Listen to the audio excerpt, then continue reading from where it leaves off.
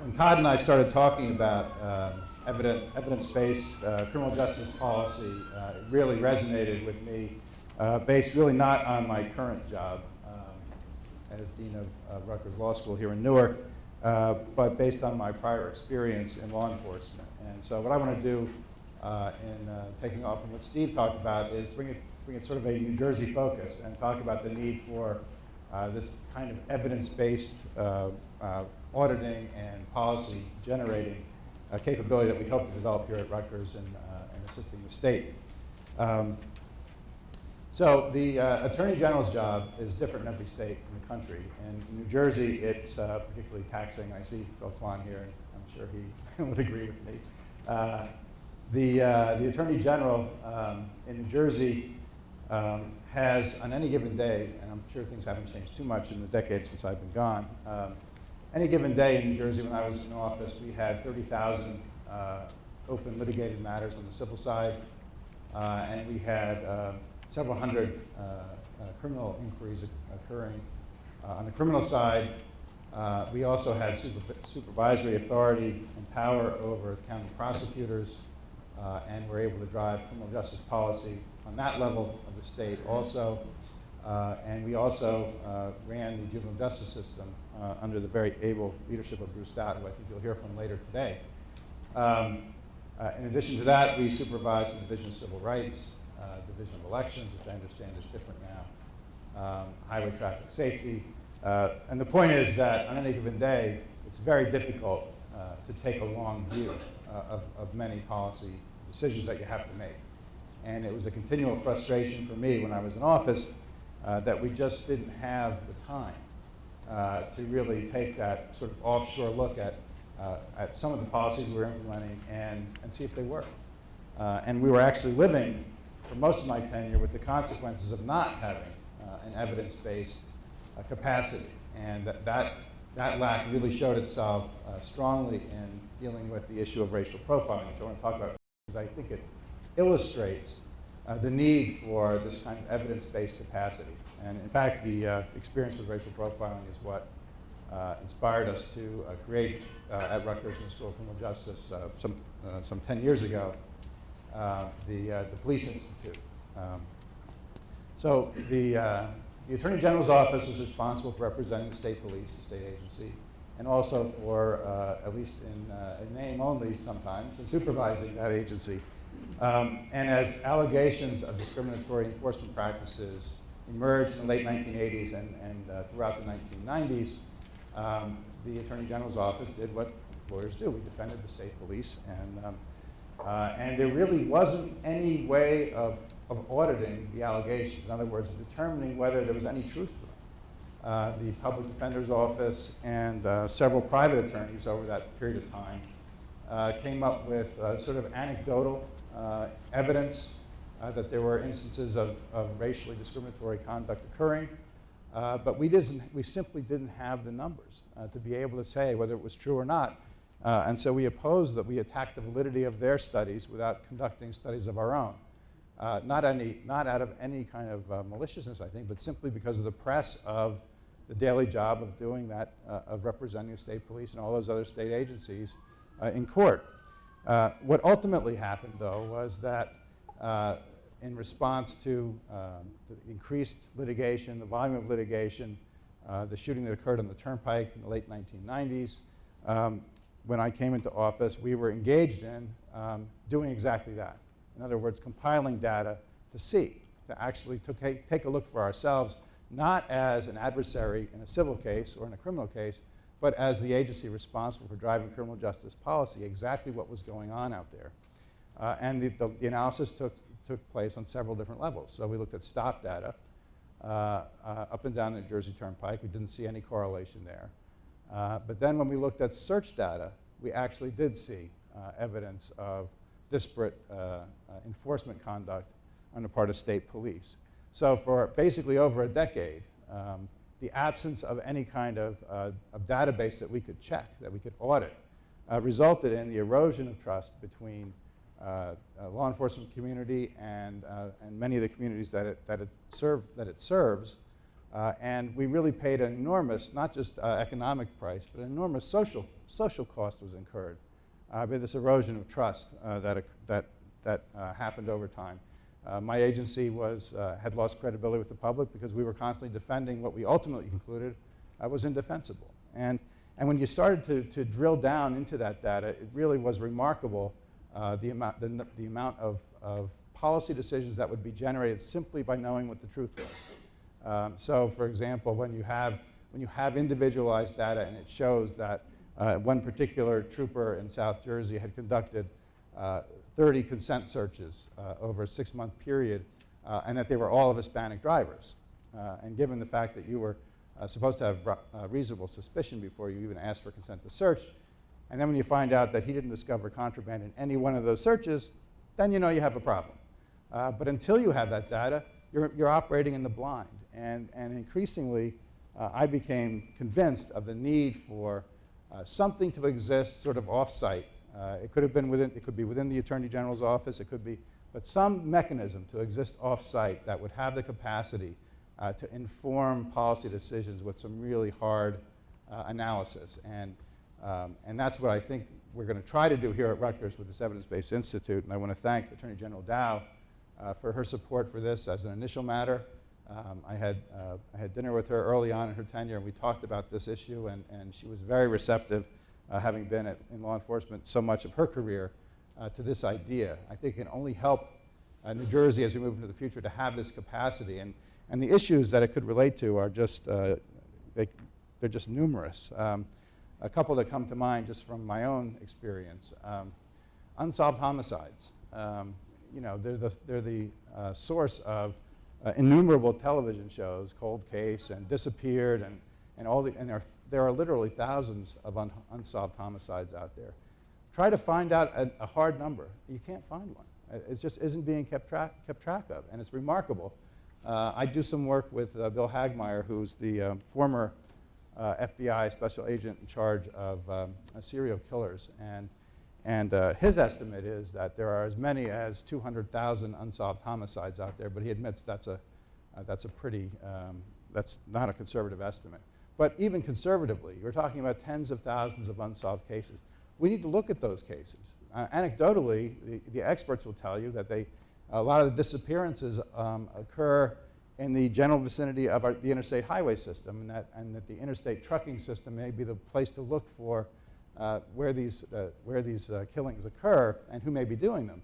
But nobody knows because the evidence isn't there. We absolutely have to have some kind of hard look, and I've actually met with the Justice Department about this because I think this is really a federal problem. But there ought to be a hard look taken at the issue of unsolved homicides. The war on drugs. I spent my early career in the U.S. Attorney's Office doing a program called Weed and Seed in Trenton, and it was one of these policies that's developed, and the idea was that you subject drug dealers in highly concentrated drug dealing areas and urban areas to federal time, which is seriously more punitive at the time than state time was, and then you'd come in with social programs on the heels of those prosecutions, and it would clean up the area. And so I did that for a couple of years, and we did see some progress in the Trenton area. Then you go back a few years later, and it's as if we never did anything. And so what was happening? I mean, why was that program not a success? Why was the success only temporary? Again, an auditing function, some mechanism that would keep track of the success of these various policies that are implemented would have been invaluable in telling the Justice Department whether the program was worth continuing or whether it was worth dropping. And what happened in that particular case is there was a change of administrations. Weed and Seed wasn't the new administration's idea, so it was phased out without a serious look at whether it worked and whether it could work. And now the area of Trenton where we were working is, I think, worse than it was when we started. And the price of drugs has actually gone down in that area. So there's a real need out there in New Jersey for this kind of evidence-based criminal justice policy decision-making. The closest analog to what Washington has in New Jersey is really the Office of Legislative Services. That's an arm of the legislature. It's a nonpartisan advisory organization. It does some of this kind of research, but I don't think in the depth that Steve described. But really in New Jersey, the criminal justice policymaking is driven by, as is most policymaking, driven by the executive branch, because in our state the governor is extremely powerful, and so is the executive branch. So I think there's a real need for the executive agencies to have this kind of evidence-based approach, and I think that what we're trying to do at Rutgers is to build that capacity so that when the Attorney General has a question about whether something's working, she can simply call us, we'll look at it in sort of the detached academic way, and that can inform her decision-making as to whether policies are cost-effective and whether their social costs exceed their benefits. So thank you very much, and I hope we have a chance to work together on this in the future.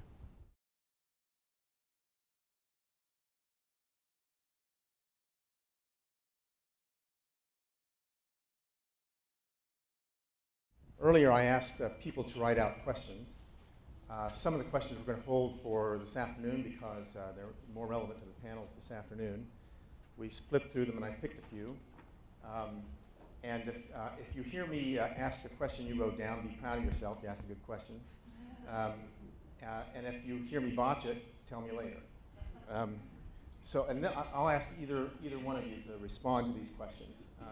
The first one is, how can states implement evidence-based programs when funding is limited? Well, the way we do it is we cut the things that aren't working as well.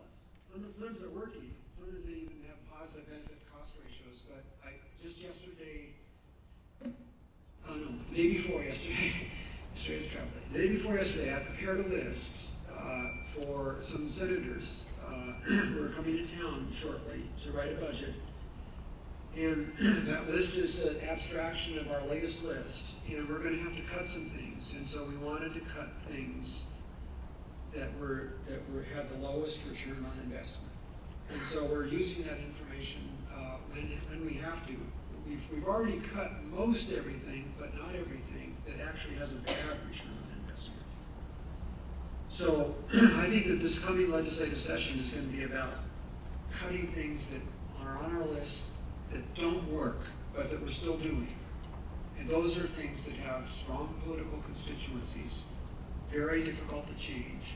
But actually, the time of a recession like this is a real opportunity to finally eliminate the things that really don't work, that don't have evidence, that have bad economics, and take those money.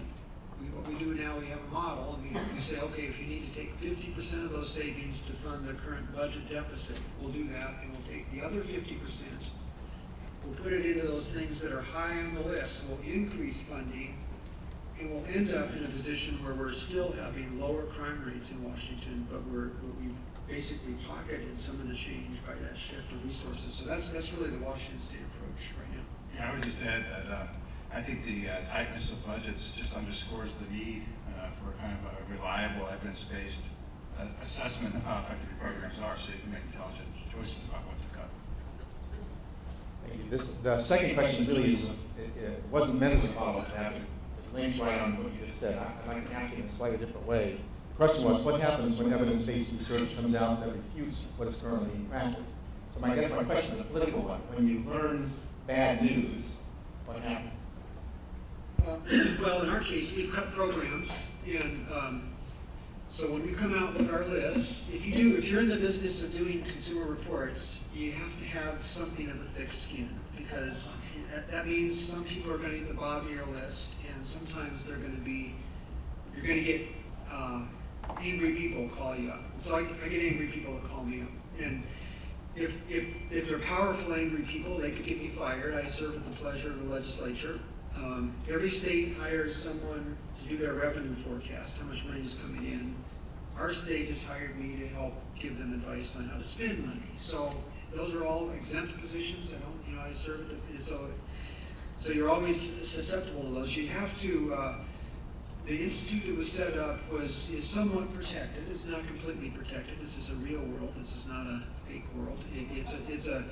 It's somewhat protected because that board of directors is appointed with members, equal number R's and D's from the House and the Senate, And people get appointed to that board from the caucuses themselves, from the House Republican, House Senate Republican, House Democrat, Senate Democrat, with the notion that those people that go onto our board oversee this thing, and from time to time, they have to go in and tell the members of their own caucus that this is the institute that we have to provide this nonpartisan stuff. So sometimes battles like that brew during the session.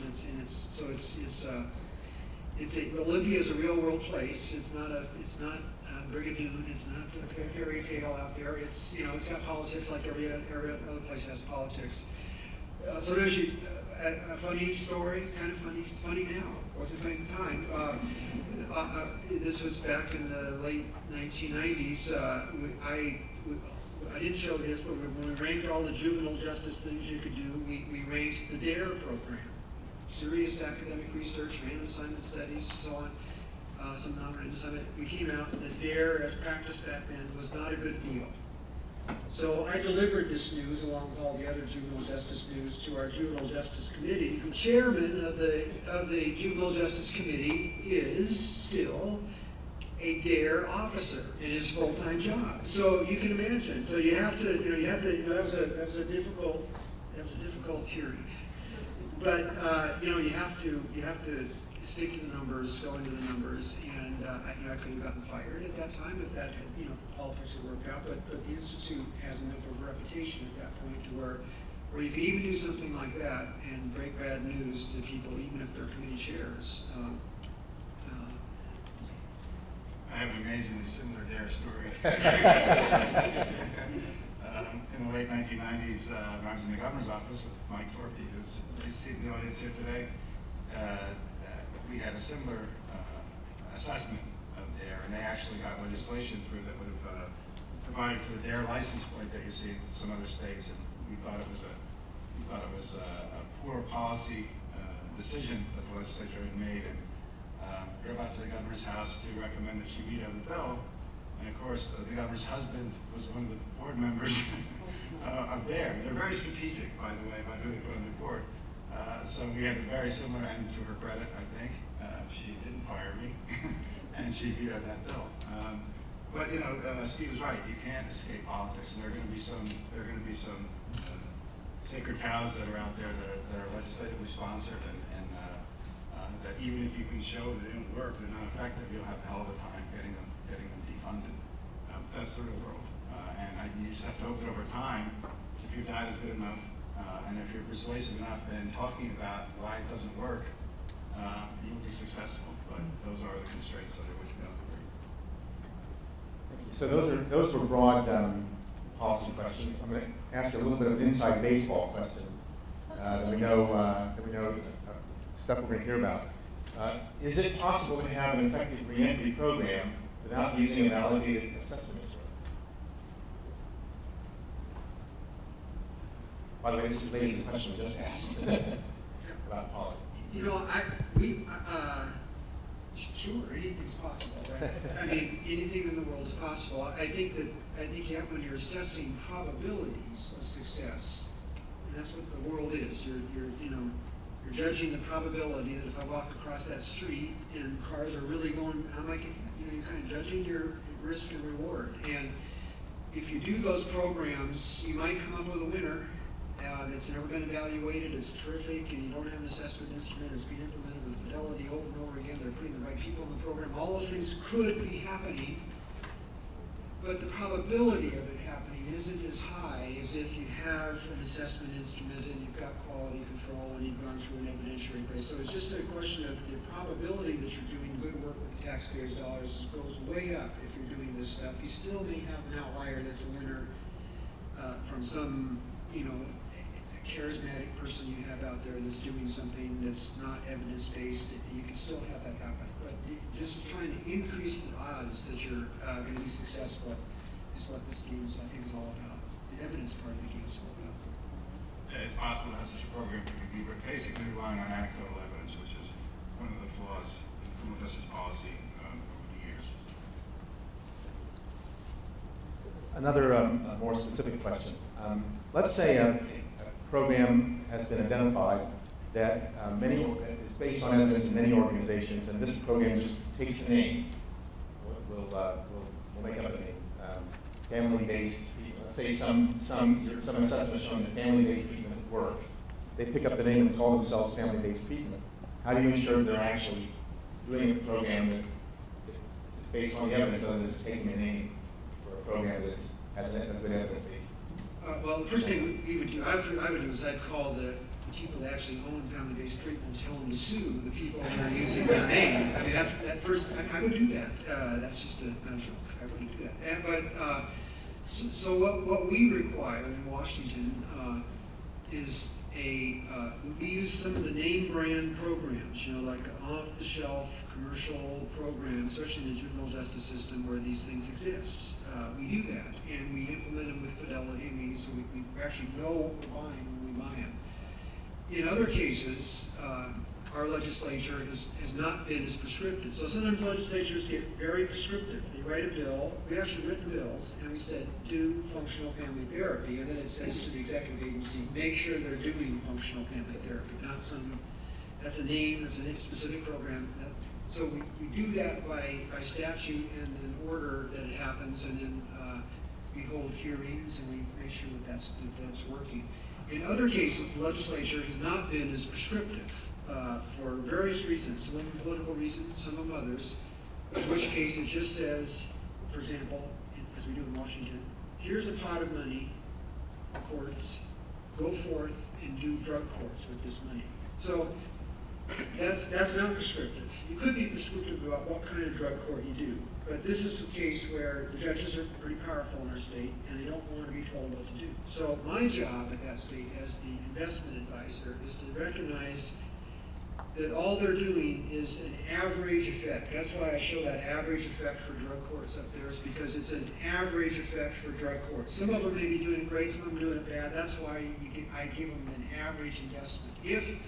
If our legislature was willing, and I think they might at some point, to be more prescriptive in how they drive out the money, then I would give them, because I can do an analysis and I can say, if you're going to do a drug court, there's about 3 or 4 characteristics that if you're prescriptive in this thing, that you do treatment that lasts longer than 5 months, that you do supervision of certain kinds of, there's certain characteristics that if we were prescriptive to the courts that said, here's a pot of money, courts, but you only get it if you do this, then the effect is going to be higher. So the job of the Evidence-Based Institute is to try to know what your know your client. In my case, my client is a legislature that funds things, and what they're willing to do, what they're willing to fund, and then you have to try to make sure that your investment advice matches that, so that you don't oversell the work. So this is a question I'm interested in as well. So what about intangible aspects of the work in criminal justice, like spirituality or interpersonal effectiveness or timing interventions? Do we know much about this, and so how do we incorporate that into our practice? Well, we don't. I don't do that. I just look at things that. So what I do is in a real world setting, and so you have to have agreement on the outcomes. In my case of the legislature, between the Republicans and the Democrats in the House and the Senate, there's splits all ways. So what I look for is what can most members in those 4 caucuses agree on, and then that's the common denominator that you then gear your evidence towards. And so most members in both caucuses agree they want less crime. No one wants more. So that's a winner. We want less crime. And then most members in both those caucuses would agree that they want to use the taxpayer dollars most efficiently. And most members in both caucuses agree that they want less victimization. A little bit. Some members are less interested in that. They're just interested in the fiscal impact, but they're interested in they'd like fewer victims. So with those 3 things that most members can agree on, then we adhere our analysis to answer those questions for those things that most members are going to agree on. Spirituality and some of the other things, very important to certain people. We can probably do something analytically with it, but it's not the thing that is a common metric that applies across all the political forces in our state. So we gear our analysis, we avoid that stuff. We gear our analysis to the things for which there's political consensus. In other areas of public policy, same way. Everybody, whether you're Republican or Democrat, wants less child abuse and neglect. As far as I know, everybody, whether you're Republican or Democrat, wants more kids to graduate from high school. Republicans and Democrats will disagree about whether we want better standardized test scores or not. So that's a more controversial outcome.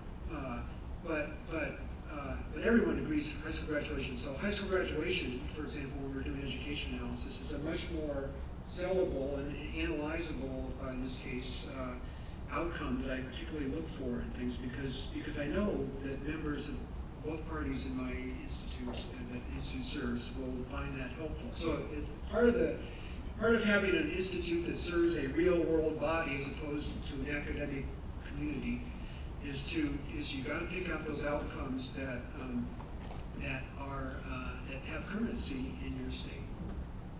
It may be possible in some instances to correlate intangibles, and social costs with real data. For example, going back to the racial profiling example, there were polling data that showed that minority communities in New Jersey had by 90 to 10 or something, very, very strong numbers that they had a lack of confidence in the state police. Well, you could correlate that with once you had the data, with the fine numbers from the consent searches that were conducted of minority drivers, and you found the actual fine rate was somewhere around 15%, which means 85% of the time you're finding nothing. And so that had to contribute to that low level of confidence in law enforcement. So it may be possible in some instances to deal with the intangibles, and the data may in some instances explain social attitudes and social costs. Thank you. So New Jersey is one of the most culturally diverse states in the country. Might be the most culturally diverse state in the country. So I have a question about cultural diversity in these and program effectiveness. And I'm going to expand a bit and also raise gender. Tomorrow we're going to spend the whole day on gender-related issues in effectiveness programming. So to what extent should cultural evidence or culturally based evidence or gender-based evidence be considered in the justice process at the trial phase or sentencing phase or programming phase or at all? So that's a very context-specific kind of question. I mean, certainly there's some contexts, for example, again, racial profiling, where you can't, if you didn't look at that at ethnicity-based evidence, you would be doing a disservice to the inquiry, right? So, and there may be other instances where it would be not in your best interest to look at that. So I don't think you can give a blanket answer to that question. I think it's very context-specific.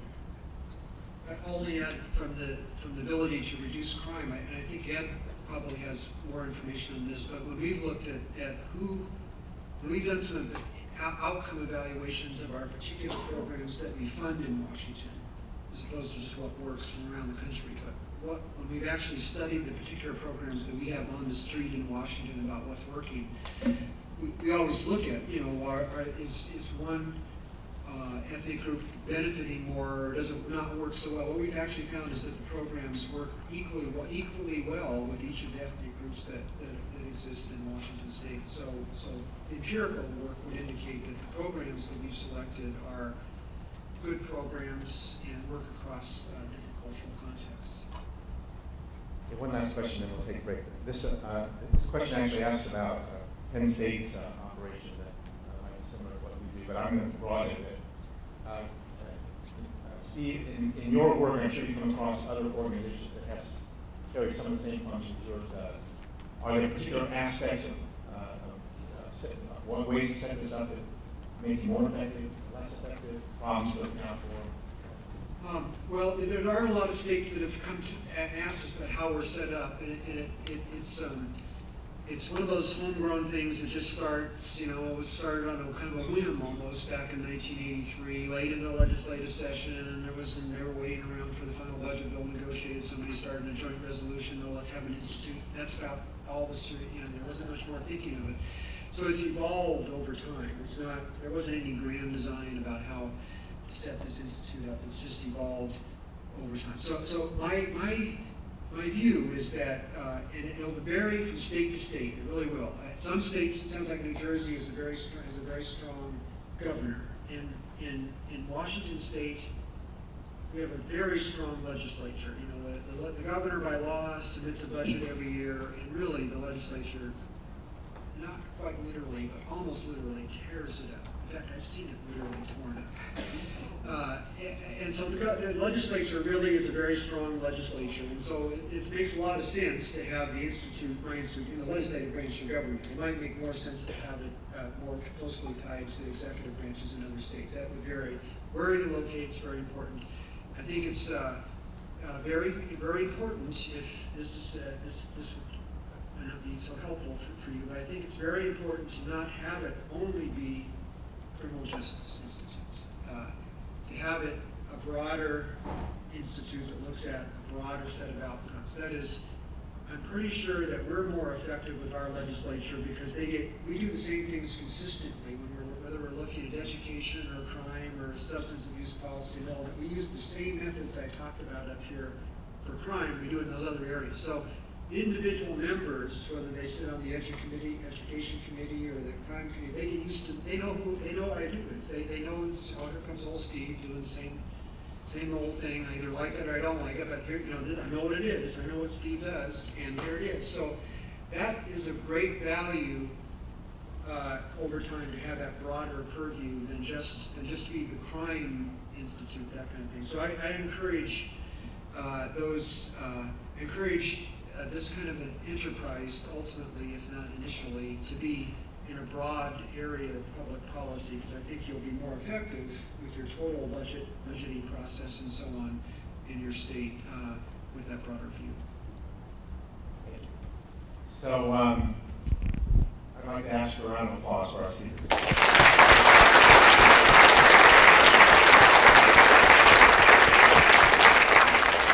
So now you know what happens with your questions. There are more cards and pencils on your tables as the program goes on. If you get a question you think you'd like to get from a panelist, please bring it up here at the table. We will sort through them, try to get common themes.